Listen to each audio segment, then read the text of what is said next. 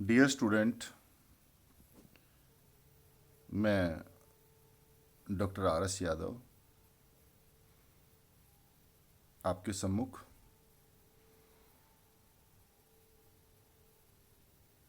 मेरा जो आज का लेक्चर है वह है बीए सेकेंड ईयर के मानव भूगोल एवं MA previous geography the geographical thought के लिए भी उपयोगी है।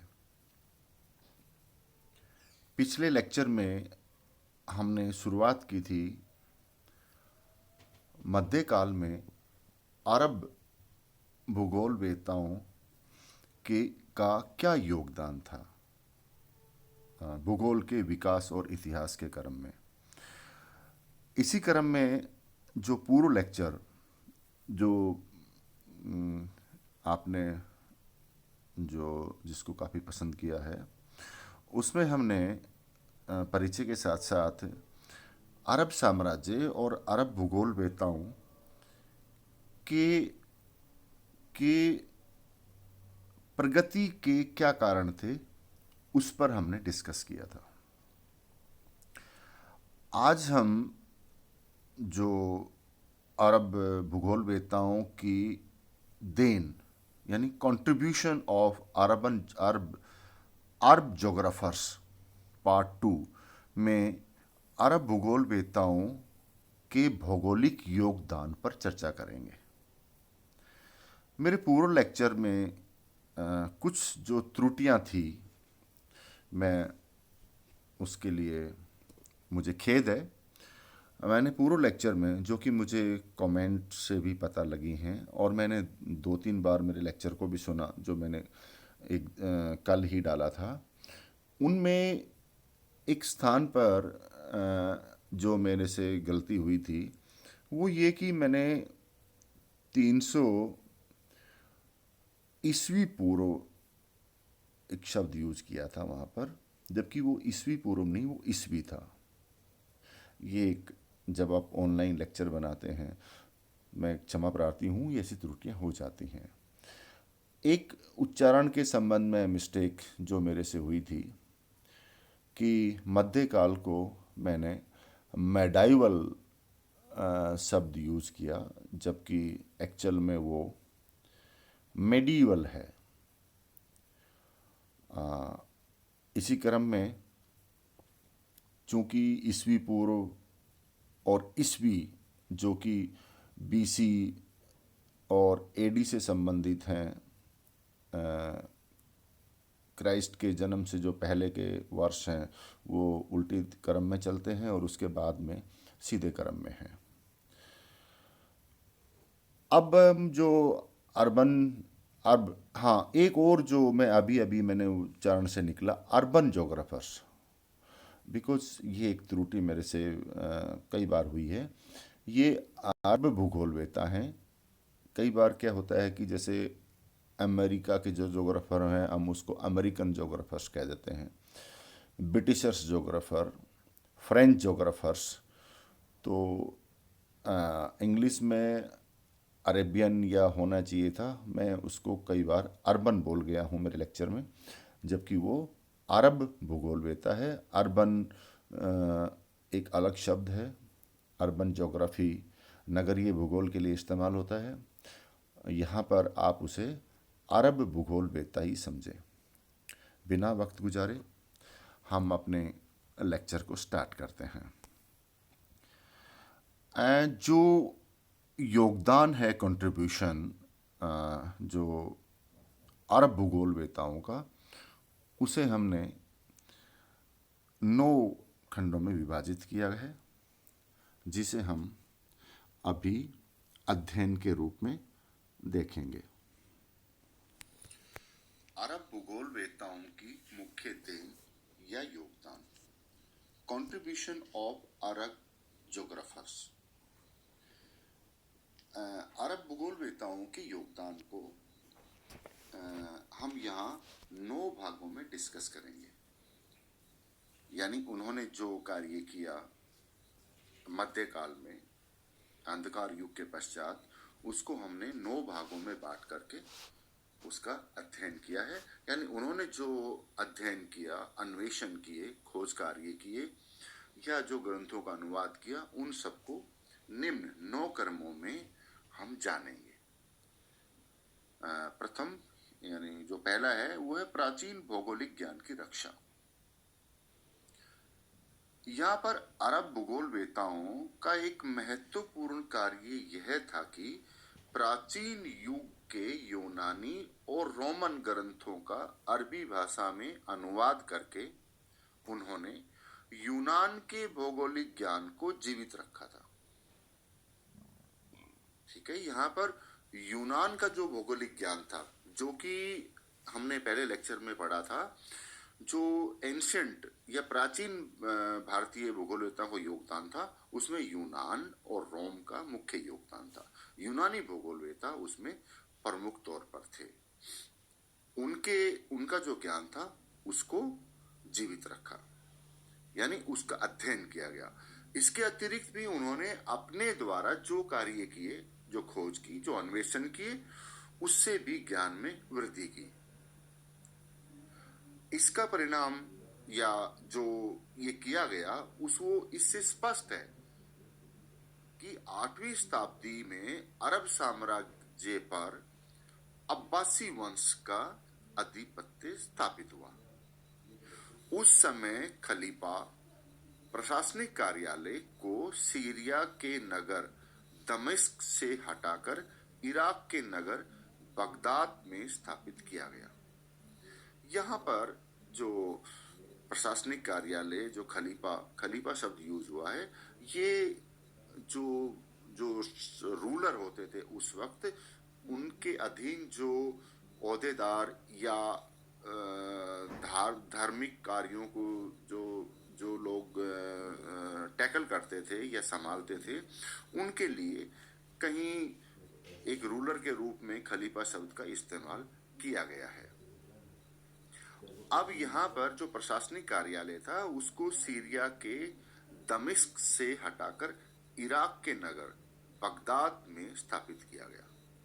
यहाँ स्थापित करने के पीछे जो कार्य था, जो उस समय था, वो मैं नहीं जानता, लेकिन जो जानकारी उपलब्ध है उसके अनुसार ये है कि वहां पर यूनानी प्रभाव मौजूद था, क्योंकि प्राचीन काल में यूनान के द्वारा ही सबसे अधिक कार्य, यूनानी भूगोलवेत्ताओं ने अधिक कार्य किया था। वहां पर अरबों का संपर्क क्योंकि ईरानी यानी पर्शियन संस्कृति से हुआ, जिस पर यूनानी छाप बहुत गहरी थी। तब यूनानी वैज्ञानिकों ने ग्रंथों का अनुवाद किया और अरबी भाषा में लिखे गए। यहाँ पर अरस्तूत और टॉलमी के ग्रंथों को अनुवाद किया गया, उनका अध्ययन किया गया, साथ ही स्ट्रोबो के ग्रंथों को भी पढ़ा गया। यद्यपि भूगोल के सभी पक्षों में रुचि ली गई थी, परंतु गणितीय भूगोल पर सबसे अधिक ध्यान दिया गया था अरब भूगोलवेत्ताओं द्वारा, क्योंकि अरब जो एरियाज है, जो भूगोल पर या ग्लोब पर उसकी जो लोकेशन है, वो खगोलीय कार्यों के लिए एक उत्तम दशा है। हमारा जो सेकंड जो इनके कार्य हैं वो है खगोलिकी में विशेष प्रगति। चूंकि अरब में मरुस्थलीय और अर्ध मरुस्थलीय वातावरण है, यानी वहां पर डेजर्ट है, शुष्क वातावरण है, आर्द्रता की कमी है, और साथ ही जो नाइट होती हैं, जो रात्रि के दौरान आकाश पूर्णतया साफ होता है। इस कारण से वहां पर अरबों को भौगोलिक वेदों में बड़ी सफलता मिली थी। ये जो कारण थे जिनके कारण खगोलीय जो आकाशीय पिंडों का अध्ययन हुआ उसमें उनको सहायता प्रदान की। वहां पर गोल यंत्र, चक्र यंत्र, तुरीय यंत्र, फलक यंत्र आदि की सहायता से नक्षत्रों की गतियों के, चंद्र ग्रहण, सूर्य ग्रहण की दशाओं, पृथ्वी की विश्वीय स्थितियां यानी जिसको हम इक्वेटोरियल विषुवत-रेखीय जो स्थिति आती है उसके लिए हमने इक्वेटोरियल कंडीशन शब्द यूज किया है, तथा सूर्य और चंद्र के राशि परिवर्तन के संबंध में काफी ऑब्जर्वेशन किए गए हैं। जिन यंत्रों का अरब भूगोलवेत्ताओं ने इस्तेमाल किया वो सभी यंत्र प्राचीन भारतीय वेधशालाओं में भी प्रयोग किए गए हैं। यहाँ पर जो भारत में जो यंत्र इस्तेमाल किए गए थे उनमें चक्र यंत्र, चाप, तुरीय यंत्र, गोल यंत्र, नाड़ी वलय, घटिका, शंकु यंत्र, फलक यंत्र, यष्टि यंत्र का काफी इस्तेमाल हुआ है। और मैं यहाँ पर आपको एक बात अवश्य बताना चाहूँगा कि जयपुर के महाराजा जयसिंह खगोलिकी में विशेष रुचि रखते थे। उन्होंने देखा कि भारतीय, अरबी और यूरोपीय ज्योतिषी ग्रंथों में जो वर्णन है उन्होंने भी 5 नगरों जयपुर, दिल्ली, उज्जैन, काशी और मथुरा में वेधशालाएं बनवाई जिनमें सूर्य, चंद्र, नक्षत्रों, ग्रहों की चालों के अन्वेषण या शोध के कार्य होते थे। थर्ड जो पॉइंट है, तीसरा, गणितीय भूगोल। अरब भूगोलवेत्ताओं ने पृथ्वी के आकार को निश्चित करने के काफी प्रयास किए तथा उन्होंने बेलनाकार प्रक्षेप पर बने समुद्री मानचित्र को भी उपयोगी बताया। बगदाद में गणितीय भूगोल का विकास केंद्र था। यहाँ पर मैं आपको एक बात कहना चाहूँगा कि इससे ऊपर भी जब अब्बासी ने जो प्रशासनिक कार्यालय शिफ्ट किया था दमिश्क से बगदाद में, ये कुछ 7 ऐसे केंद्र थे जो उस वक्त के भौगोलिक शिक्षा केंद्र थे। यहीं पर जो गणितीय भूगोल का विकास हुआ था वह बगदाद में हुआ था। भू सर्वेक्षण के लिए पृथ्वी की आकृति और आकार को निश्चित करने के लिए मानचित्रों के निर्माण और परिवहन आदि के लिए गणितीय भूगोल का प्रयोग किया जाता था। शिराज, काहिरा, टोलेडो में भी खगोलीय तथा गणित के उच्च अध्ययन किए गए थे। इन अध्ययनों का समावेश अल फरगानी, अब्दुल रहमान, अल अजीज, अल रहीम, इब्न यूनुस आदि विद्वानों के ग्रंथों में मिलता है। फोर्थ पॉइंट है अक्षांश और देशांतरों की शुद्ध गणना। अरब भूगोलवेत्ताओं में जो कार्य अधिक किया गया वह अक्षांश देशांतरों की दूरियों की गणना प्रमुख तौर पर की गई थी। यहाँ पर मुसलमानों के तीर्थ स्थान मक्का की स्थिति के संबंध में पृथ्वी के निर्देशांकों को शुद्धता के साथ निश्चित करने का कार्य किया गया ताकि दूर स्थानों पर जो भी मुस्लिम धार्मिक स्थान हैं वहाँ पर जो भी प्रार्थनाएं या जो भी अल्लाह के लिए प्रार्थना की जाती है उसके लिए ये कहा गया कि या जो मस्जिदों का निर्माण किया गया पूरे साम्राज्य में, वो जब वो पूजा करते हैं या कुरान की जो भी संतुति करते हैं, तो करते समय उनका जो मुख है वो सभी मक्का की तरफ होना चाहिए। तो इस हिसाब से भी अक्षांश देशांतरों और दिशाओं का ज्ञात होना बहुत आवश्यक था। और जब चूंकि मक्का जो मेन धार्मिक स्थल था मुस्लिम कम्युनिटी का, वहां पर दोपहर के 12 बजे जो प्रार्थना होती थी, उसी के आधार पर अन्य शहरों में भी उसी समय प्रार्थनाएं आयोजित होती थी। अगर यदि कोई स्थान मक्का से पूर्व में है, तो चूंकि वहां का समय उस समय से पहले आता है, तो देशांतरों की गणना के हिसाब से यह निश्चित किया गया कि किन शहरों में जहां जहां पर प्रार्थना सभाएं होती हैं वो कितने बजे आयोजित होंगी, ताकि पूरे साम्राज्य में एक साथ जो प्रस्तुति है या प्रार्थना है वो हो सके। इस हेतु भी अक्षांश और देशांतरों की शुद्ध गणना बहुत आवश्यक थी। जो फिफ्थ पॉइंट है वह है भौगोलिक वर्णन ग्रंथ। वर्णात्मक भूगोल के क्रम में वहां के जो खलीफाओं के संरक्षण में ग्रंथ लिखे गए, उसमें अरब साम्राज्य, भारत, मध्य एशिया और अरब के प्रादेशिक वर्णन बहुत श्रेष्ठ हैं। सबसे अधिक संख्या में ग्रंथ इदरीसी ने लिखे थे, जो वैज्ञानिक ढंग से की गई प्रादेशिक व्याख्यान के उदाहरण हैं।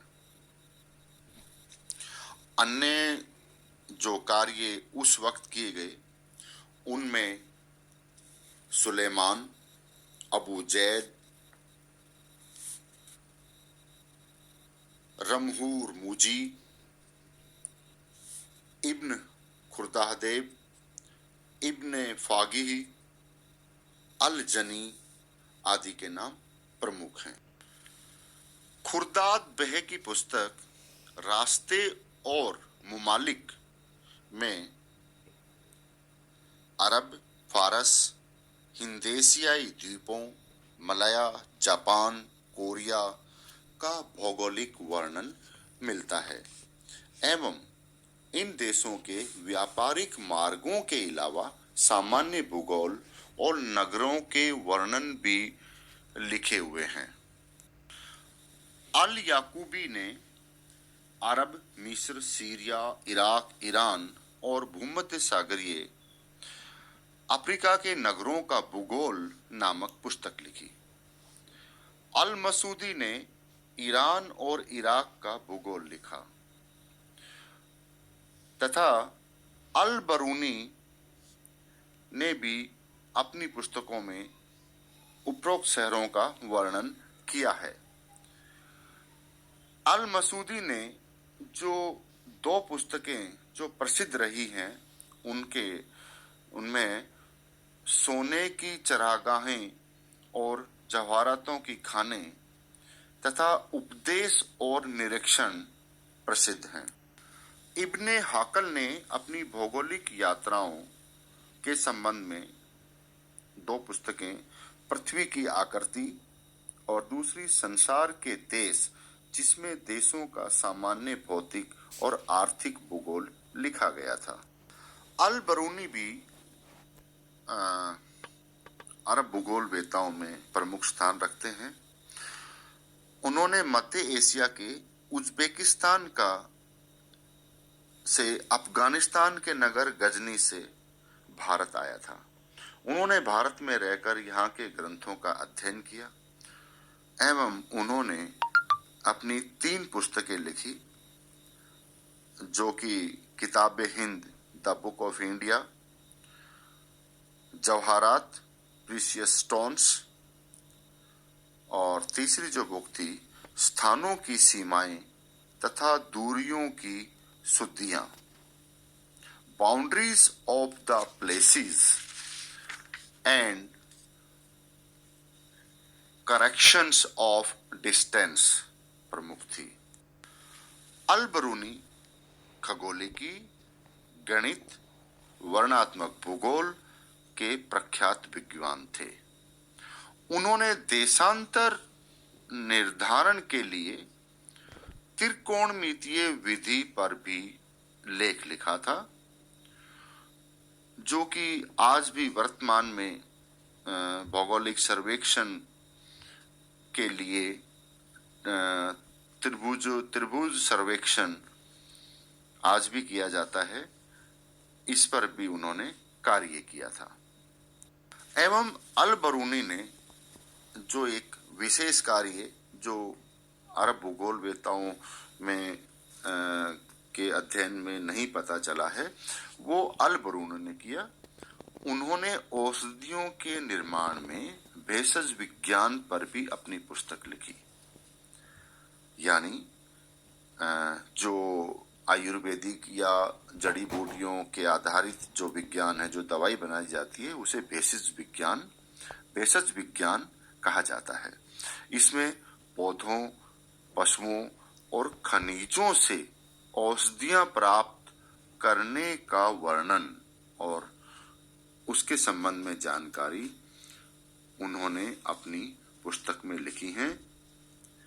यह पुस्तक अपने आप में एक विचित्र विश्व कोश थी। डियर स्टूडेंट, लेक्चर लंबा होने के कारण जो शेष भाग है वो मैं अरब भूगोलवेताओं की योगदान का पार्ट 3 में पूरा करूंगा। धन्यवाद।